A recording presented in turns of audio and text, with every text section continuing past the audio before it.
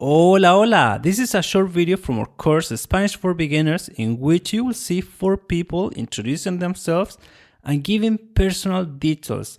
This is an additional practice for your Spanish lessons. Are you ready for this? Here we go! Hola, me llamo César, soy de Chile, soy profesor de historia, tengo 34 años y vivo en Santiago. Hola, me llamo Ana. Soy española. Trabajo como enfermera en un hospital. Tengo 29 años.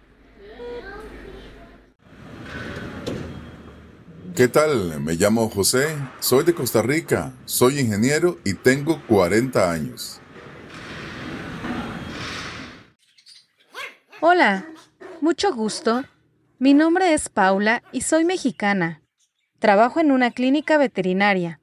Tengo 36 años. ¿Y tú?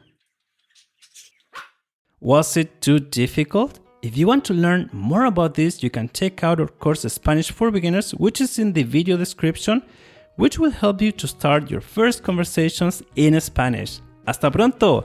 Chao, chao!